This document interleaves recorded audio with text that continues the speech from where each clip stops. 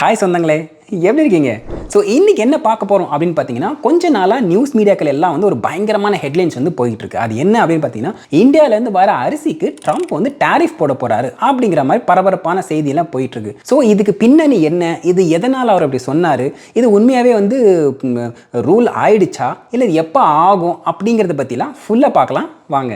Okay, என்ன நடந்தது? ஆக்சுவலாக ஒயிட் ஹவுஸில் ட்ரம்ப் வந்து ஒரு சில ஃபார்மர்ஸோட சேர்ந்து அவர் ஒரு ரவுண்ட் டேபிள் கான்ஃபரன்ஸ் வந்து நடத்திட்டு இருந்தார். இது எதுக்கு அப்படின்னு பார்த்தீங்கன்னா, இப்போ நடந்த ஒரு சில இந்த இன்சிடென்ட்னால நிறைய டேரிஃப்லாம் போட்டதுக்கப்புறம் நிறைய கண்ட்ரிஸ் வந்து அமெரிக்கா மேலே டேரிஃப்லாம் போட்டாங்க இல்லையா, இதனால் இங்கே இருக்க ஃபார்மர்ஸ்லாம் கொஞ்சம் அவங்க நஷ்டத்தில் இருக்காங்க அப்படிங்கிறதுக்காக அந்த ஃபார்மர் யூனியன் குரூப் எல்லாம் ஒன்றா சேர்ந்து ட்ரம்ப்பை கிட்ட அவங்களோட கஷ்டத்தை வந்து முறையிடுற மாதிரி ஒரு ரவுண்ட் டேபிள் கான்ஃபரன்ஸ் வந்து போயிட்டு இருந்துச்சு. ஸோ அந்த கான்ஃபரன்ஸ் போயிட்டு இருக்கும்போது ட்ரம்ப் வந்து ஒரு டெலிகேட்டான சிச்சுவேஷனில் அவர் இருக்கார்.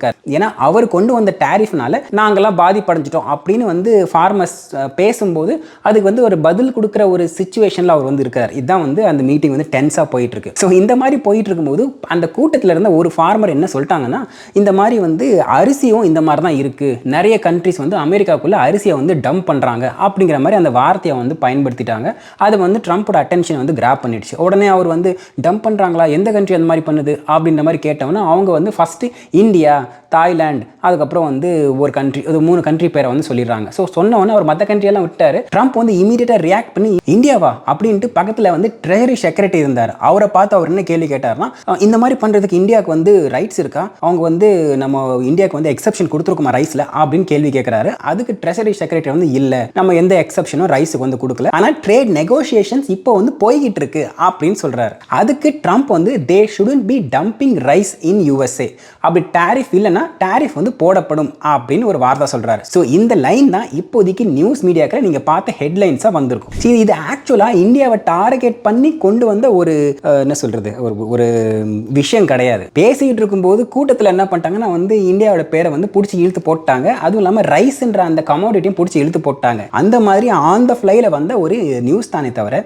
இது இன்னும் வந்து அஃபீஷியலா ஆகலை. ஆனால் இந்த இடத்துக்கு வரத்துக்கு ஒரு 4 ஃபேக்டர் எந்த சிச்சுவேஷன் இது வருது அப்படின்னு பார்த்தீங்கன்னா, ஃபஸ்ட்டு விஷயம், ஏற்கனவே இந்தியாவுக்கும் அமெரிக்காவுக்கும் பார்த்தீங்கன்னா டேரிஃப் வந்து 25லேருந்து ஆரம்பிச்சு இப்போ வந்து கிட்டத்தட்ட 50% ரேஞ்சில் இருக்குது. ஸோ இந்த சிச்சுவேஷனில் இது வந்து ஒரு contributing factor. Point number 1. Point number 2, அந்த ரவுண்ட் டேபிள் கான்ஃபரன்ஸில் இருந்த அந்த ஃபார்மர்ஸ் எல்லாருமே ஒரு சில விஷயங்களை வந்து அவங்க அதிருப்தியாக இருக்காங்க. அவங்க வந்து ட்ரம்ப்போட டேரிஃப்னால அவங்க பாதிப்படைஞ்சிருக்காங்க. அது மட்டும் இல்லாமல் அடுத்த கண்ட்ரிஸும் வந்து யூஎஸ்ஏ மேலே டேரிஃப் போட்டதுனால கொஞ்சம் வந்து அதிருப்தியில் இருக்காங்க. அதனால் அவங்க வந்து அந்த ஃப்ரஸ்ட்ரேஷன் அந்த இடத்துல வந்து தெரிவிக்கிறாங்க. இது வந்து பாயிண்ட் நம்பர் 2. மூணாவது, இப்போ வந்து சுப்ரீம் கோர்ட்டில் இதை பற்றின ஒரு கேஸ் வந்து போயிட்டுருக்கு. ட்ரம்ப் கொண்டு வந்த டேரிஃப் எல்லாமே வந்து கரெக்டாக தப்பா அப்படிங்கிற மாதிரி அவங்க வந்து ஒரு கேஸ் போயிட்டுருக்கு. ஸோ அதையும் வந்து அட்ரஸ் பண்ணுற மாதிரியான சிச்சுவேஷனில் வந்து ட்ரம்ப் இருக்கார்.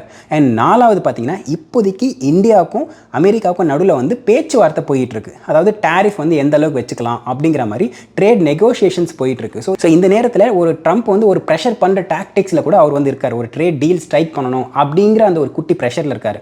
ஸோ இந்த 4 விஷயங்களும் வந்து அந்த நேரத்தில் ஒன்றா கூடி வந்ததுனால அவர் வந்து திடீர்னு வந்து இந்த மாதிரி இந்தியாவாக இருந்தால் நம்ம டேரிஃப் போட்டுடலாம் அப்படின்னு சொல்லியிருப்பார் அப்படிங்கிறது தான் எல்லாரோட ஒரு அண்டர்ஸ்டாண்டிங்காக இருக்குது. சரி, அடுத்தது ரியல் நம்பர்ஸ். இந்த பாலிடிக்ஸை வந்து ஒரு சைடு எடுத்து வச்சிரும். அது கரெக்டாக தப்பாங்கிறது தான் இருக்கட்டும். ரியல் நம்பர்ஸ் என்ன அப்படின்னு பார்த்தீங்கன்னா, இந்தியாவிலேருந்து அமெரிக்காவுக்கு $392 மில்லியன் அளவுக்கு போன வருஷம் 2024-25 வந்து எக்ஸ்போர்ட் பண்ணியிருக்காங்க.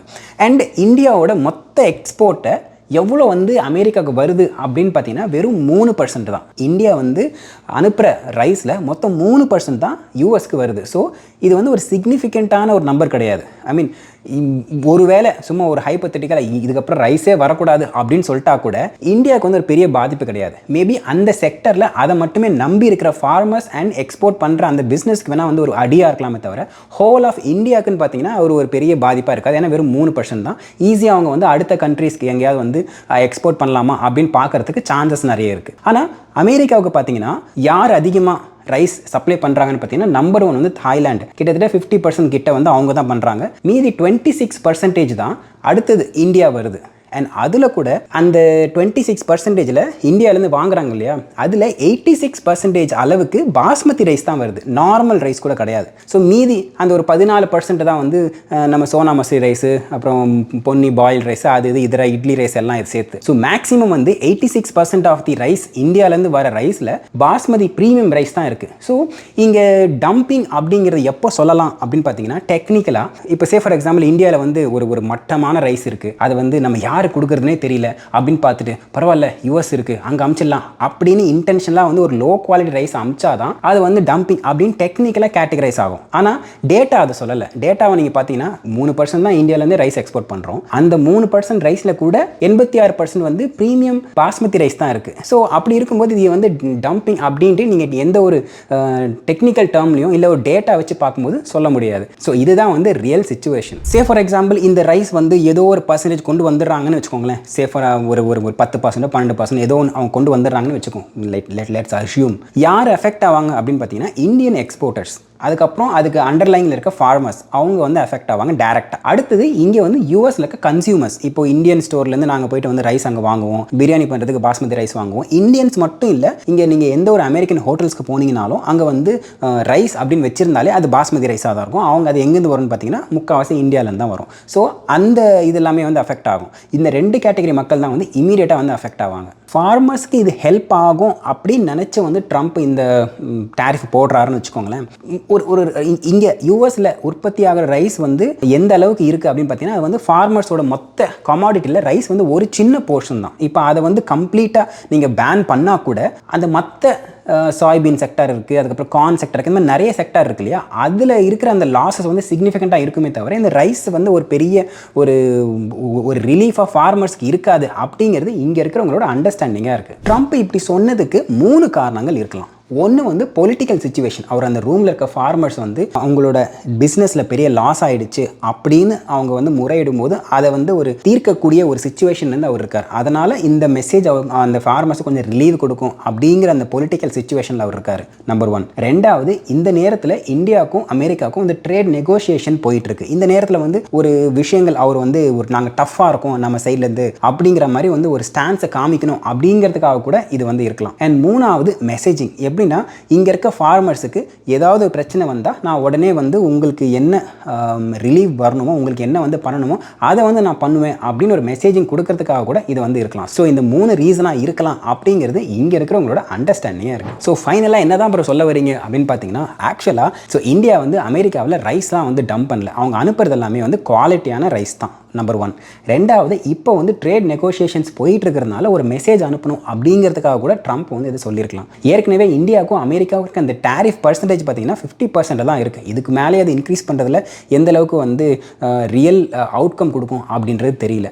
அண்ட் இதனால் இந்தியா வந்து பயங்கரமாக பாதிப்படையுமா அப்படின்னு பார்த்தீங்கன்னா, அந்த செக்டாரில் இருக்க மக்களுக்கு கொஞ்ச நாளைக்கு பாதிப்பு இருக்கலாமே தவிர, ஸோ இதெல்லாம் வச்சு பார்க்கும்போது இப்போதைக்கு இது வந்து ஒரு சின்ன பொலிட்டிக்கல் ஹைப் தானே தவிர இன்னும் ரியல் லாபம் ஆகலை. இந்த ட்ரேட் நெகோசியேஷன் போயிட்டு இருக்கிறதுனால ஒரு ஃபைனலாக அந்த நியூஸ் வெளிவரும்போது ரைஸுக்குன்னு எவ்வளோ இருக்கும் பர்சன்டேஜ் அப்படிங்கிறது நம்ம பார்க்கும்போது தான் ஒரு ரியல் பிக்சர் வந்து தெரிய வரும். அதனால் இப்போதைக்கு இந்த நியூஸ் ஹெட்லைன்ஸை பார்த்து நம்ம ரைஸ் ப்ரைஸ்லாம் வந்து இன்க்ரீஸ் ஆக போகுதா அப்படின்னு பேனிக் ஆக தேவையில்லை அப்படிங்கிறது தான் என்னோட பர்சனலான தாட். ஸோ அவ்வளோதாங்க. நான் சொன்ன இந்த பாயிண்ட்ஸை உங்களுக்கு ஏதாவது மாற்று கருத்து இருந்தாலோ இல்லை ப்ரோ இந்த பாயிண்ட்டை நீங்கள் கொஞ்சம் மாற்றி சொல்லியிருக்கலாம் அப்படின்னு உங்களுக்கு தோணுனாலோ தாராளமாக வந்து கமெண்ட் செக்ஷனில் சொல்லுங்கள், தெரிஞ்சுக்கலாம். அண்ட் இதே மாதிரி இன்னொரு வீடியோவில் சந்திக்கிறேன். அது வரைக்கும் thank you tata, take care, bye bye. சொந்தம் தொடர சப்ஸ்கிரைப்.